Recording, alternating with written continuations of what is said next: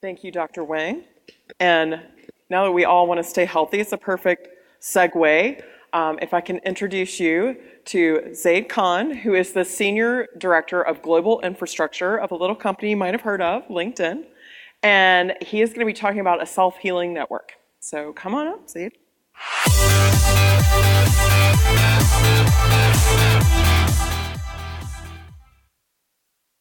Thank you.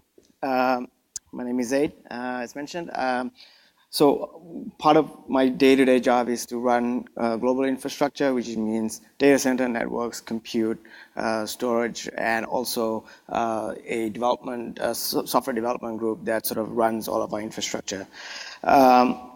One of the things that I really sort of, when asked to come and give a talk here about what we're doing with our network and where we're going, I thought the coolest thing that we're doing is kind of building a network so that it's building towards a self-healing infrastructure. That means the network, the infrastructure is designed from ground up so that it auto-remediates and heals itself.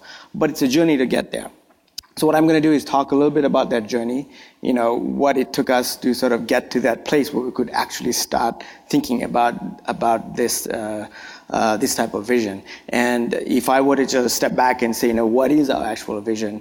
Our vision is that we kind of see that inside the data center, we don't want network engineers to be installing hardware, like configuring hardware. We want data center technicians to just simply put on a switch on the network, turn it on, and the switch figures out, how to connect itself and say, hey, I'm this kind of switch. And that's what we want. We want our network engineers to be designing and writing code. So how many of you don't actually have a LinkedIn account? Wow, actually, we're doing well. A lot of you obviously have used LinkedIn and still use it. If you take out your mobile, when you get up in the morning, I'm hoping you're all reading your feed and seeing who is connected with you. I want to give you perspective of what happens in the background, right? Because you get all these wonderful feeds, you get all these amazing people connecting to you, but in the background there's so much complexity, right? So for example, when you see like this request that, hey, you may know somebody, like it's called people you may know is one of our features, and that seems very simple, but in the back end there's enormous amount of complexity. So there's machine learning techniques, there's relevance engines, those kind of things are actually working in the background. So when we talk about traffic, like the north-southbound traffic is very minimal for us because we move those bits very quickly and also they're very small. But 1 byte can translate to 1,000 bytes inside the data center. So when you think about it, we have enormous amounts of traffic with a complex call graph that goes east-west across our data center. So our data centers have to be built with extremely low latency, high bandwidth. A developer in our network should not have to care about network low latency or ever a congestion problem. And so if you think about this sort of call graph and all these complexities, all these thousands of services that talk to each other, it generates a lot of traffic. Now that's just only on the application stack, right? So there's a lot of things in the background which support the application stack. And one of the key things that we actually move around is enormous amount of bits for telemetry or messaging services. And if you haven't heard, we built this thing called Kafka, which is the most widely used messaging bus systems. Just to give you some perspective, we move 1.4 trillion messages across our data centers per day, roughly about 3 billion per minute. And so we actually created stream processing because we had to deal with this problem. So it's an enormous amount of data that we're moving, and then we have this Hadoop environments that also move a lot of store a lot of massive data, and then we kind of look at all this data and apply machine learning techniques and replicate data all over the place, and doing search. So petabytes of data, multi-terabit across the network. So now I want to sort of take you a step back to the old days when I joined LinkedIn, like several years ago. I walked in, we were like, running maybe like 10,000 servers at that time, right? Small amount of footprint. But we could quickly see that at that time, as LinkedIn was growing, there was users signing up every second, multiple users. So we knew that at some point we're going to be in the 10x or if not more than that. But we all used to design this old network, right? You had very big cores, and you had some people had spine leaf, complex VLAN architectures, layer 2 kind of networks. These old clunky networks, we actually had a big core network back then. I remember we would stay up nights to try to upgrade these things, multiple line cards. Only way you could do things was through CLI, and it was just painful, right? So we knew that at some point we cannot scale this type of network. It just won't scale. So quickly we realized that the next generation of the data centers we're building, we will all focus on doing one thing: kill the damn core. There's no need for cores in networks when you scale, right? So think about it. All these massive sort of we bought the biggest core that we could get, and all we did was just shrink everything to one single SKU. We designed in mind that there is no reason to have all these multiple layers in the network. Let's keep it simple, one SKU architecture. So we completely flattened down network, right? Which is a great concept because that means your traffic can go everywhere. You don't have to go to a central place. You don't have to drain traffic. You don't have to do anything. There should be an endless number of paths, right? So for example, you have something in pod 1 that wants to talk to pod 64. It follows its colored spine, and then it shows up. On the other side, we built also a 100 gig native network from ground up, so we could ensure that there was endless amounts of bandwidth and zero latency, near zero latency. Now, the problem with all this, I'll give you a 3-dimensional view of this so you can kind of picture the network in a little bit of different perspective. When you think about all of this, yes, you got rid of cores, because before you kind of looked at things more in a central way. Now everything is completely distributed. You have a different set of problems, right? So before you could control your traffic sort of in sort of one area. Now you have no control of traffic. They can come from any direction. They can be coming in different flows. So you have suddenly elephant mice problems. You have something called ECMP. So each Tor has 4 paths up. Now ECMP, as we all know, is not so equal sometimes, right? Because of the hashing algorithm, sometimes you get one path favored over the other. Now this creates a whole different set of challenges. So when we were kind of going down this path, we said, well, how can we actually scale and maintain this network and make sure that it's always available, and how can ensure that there's no actual failure in this network. So we decided that in order to have to get here, we have to have a lot of visibility, right? A lot of visibility, and also we have to get to that point where something can break and we don't care, because the network should auto-heal itself. So in order to get there, we came to the next realization of our journey. We have to disaggregate our network. What that means is we have to decouple software from hardware. Now, most of you know, go to your typical vendor and buy a switch, which is great. You should keep doing that. But some of the problems we encountered was that it made things very limited for us, right? It didn't give a lot of freedom of choice. We were sort of beholden to sort of the code that was on that switch. We wanted more and more visibility. We only had so much visibility. We only could see the device through SNMP, sort of this old clunky sort of management protocols that are not sort of giving us sort of all the things that we needed. So basically, we decided that we will go with certain principles. We will completely decouple software from hardware. That means we will go to an ODM vendor and say, hey, I'm going to buy your raw switch with no software, and I'm going to put the choice of software that I want on it, number one. 2, we want to be able to do this so that we could, in the future, have multiple chipsets that we want specifically to solve problems for our network. 3rd, we want to be able to leverage or build the best network operating system for us. Now, sure, we could always go and buy one that's out there, but one of the things that we realized as we were simplifying our network is that, we don't need sometimes the 30, 40 features that are on the switch. Sometimes we need 2 or 3, And we need very simple things. We need, a BGP stack because we do layer 3 to the Tor, and we need a very simple management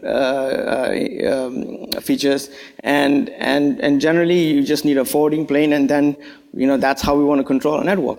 But so in order to do that, we decided that, hey, we're going to either build or leverage a network operating system. But the focus of where we wanted to go was not so much in the NAS itself, but in the control plane. That is where we wanted to focus more, and you'll see why we wanted to go there. So in order to sort of do this, our journey has been that we had to rethink the network stack. How do you want to define the network stack going forward, right? We wanted to be able to have complete control of like what silicon we wanted to use in the lowest hardware form. Then we wanted to be able to also, as we sort of build our network, modernize our routing protocols so that we can do better forwarding. We can do a link selection a lot easier. A lot of you know, as you sort of do use routing protocols like ISIs, it's complete a lot of flooding. So we wanted to create, we wanted to have control of all of that. And we want to be able to also have topology-aware stacks, where topology-aware is basically what enables the data center technician I mentioned earlier to be able to go and say, hey, I'm going to plug this and walk away, and then I will figure out how itself will do that. The other one is we didn't want all the control features to be entirely on the control plane. We wanted flexibility so that we could pull it out of the control plane and put it in a centralized environment and control policies so that we could traffic shape and do those kind of things. But the main thing was we wanted to keep all these things bare so that we could do advanced work at the application layer. So we could do telemetry, we could apply machine learning techniques, build a prediction engine, and get to that self-healing concept that we've been aspiring to. So on all of this, we always have to start with a very solid NAS. So we spend a lot of time trying to figure out, do we build one, do we buy one, do we leverage it in the open source world? So we kind of experimented with a lot of things. We had started building some things on our own, didn't quite work out. And then we found out that what we really wanted was something out there called Sonic. Sonic is an open source effort started by Microsoft that we leveraged and said, hey, this probably fits the best environment. We liked Psi because we felt that Psi gave us a lot of visibility into the chipsets that we wanted. It was a very nice and easy abstraction layer for us. The main thing that we liked was that it was a highly containerized architecture, so that we could build on top of those things very easily. And then we also liked the fact that it was completely platform agnostic, and we could actually take the code and fit it to whatever box that we wanted. And because we had engineers that kind of live and breathe this thing and wanted to do it. So our base NAS in all of this was we wanted a solid NAS, and hence why we chose Sonic. And one of the things that we did was that we decided that, hey, we want to take out that BGP daemon that comes standard and put our own. So we use, like, for example, free range routing. We modified it because we wanted to label path in BGP differently than most people. So we would take that out and then put our own version of BGP in there, and henceforth. So this gives us a very scalable, very flexible architecture. Now we want to build on top of that. Now is where the fun part comes in. As I had mentioned, in the control plane, we want to do more. Right? So one of the things that we realized was that what held us back in the early days was that the visibility that we had in the old world, I would say, was that we had SNMP and syslogs and flow traffic, and these things did not give us the data that we needed. So we decided to actually do something completely revolutionary. We decided to just say, we're going to kill SNMP, we're going to kill syslog. These things are not important. Earlier I mentioned, we run the best streaming telemetry engine out there, so we put Kafka on the switch. It is a client that runs on a switch and is the message bus. So we take all the data and stream it somewhere else. The beauty of it is you can do whatever you want with the data.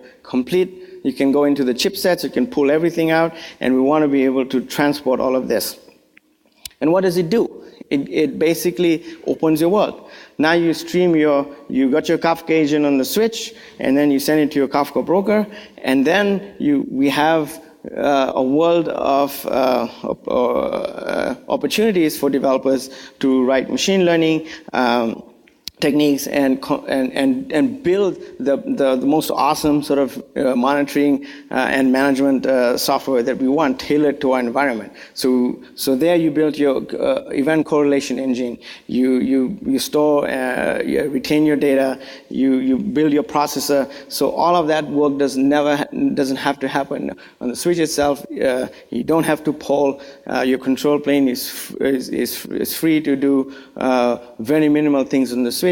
And then you do all your expensive computation outside. And then you can even take that intelligence now and write to the fib layer of the switch to manipulate what you wanted. So I'm going to give you an example of of a use case that we actually did. So earlier on, you saw I showed you a 5-stage class network in 3 dimensions. That's typical data center. That's more than 10,000 links, right? And one of the most common failures inside a data center is that one of those links will always fail, no matter what. Somebody bumped the fiber, there's dirt on the fiber. So constantly we would see these flaps, right? And it always was a reactionary way. We would have to say, a link failed, packets dropped on the floor. So someone goes in. Now we always had 4-way ECMP, but someone will always complain that packets dropped on the floor. So we said, hey, this is an awesome use case where how about we actually build something that can predict the failure of the link. So everyone knows that you can measure the signal level of a fiber. So we collect all this data, we stream it through our Kafka pipeline system, and we just send it and store it. Then we applied computational techniques to be able to see at what stage those signal level was. If the signal level was below what was kind of desired, then we would proactively preempt and take that link out of ECMP. So, and then automatically send a ticket to somebody to say, hey, you got to take a look at this link and clean it. That's predicting failure, right? Because we know that at some point the light level is going to go so low that it is going to fail eventually. So what we did was we deployed all this so that we could actually predict when the next failure would occur. So this is a very simple use case. There are many other use cases, but I thought this one was one that I hope you could enjoy. So that's my talk. I am happy to answer questions.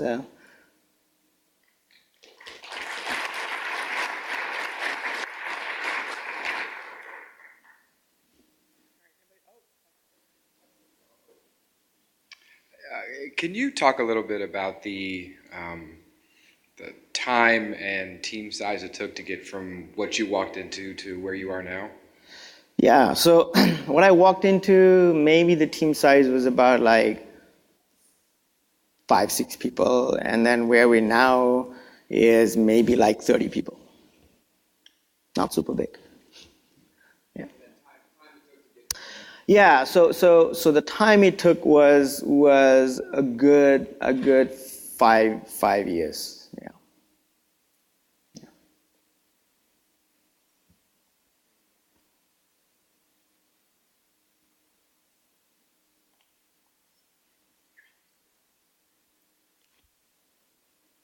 How does it, your whole design, LinkedIn is actively participating or rather leading the Open19 consortium, right?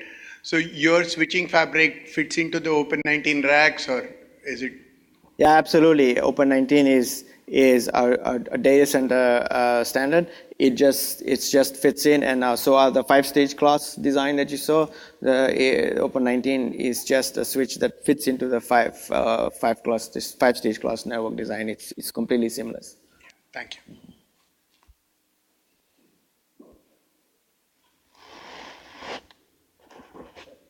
Don't mind us.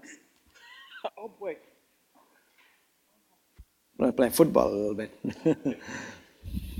So, quick question. So I'm from Barefoot. We contributed to Sonic. I was wondering, you guys are using Sonic for these telemetry features you guys implemented, did you do any contribution into Sonic and any major change to the OS? Yeah, we did. We always contribute back to Sonic. A lot of the optimizations we did was on the routing side, on the NOS itself. Convergence we contributed towards. We also contributed, I think, towards some of the management features that Sonic needed. So we have contributed a lot of it. Telemetry, not so much, because that's a little bit more on the control plane. The community isn't asking for it. But at some point, I think we will contribute all the sort of relevant things that we need there. Yeah. More questions? Thank you.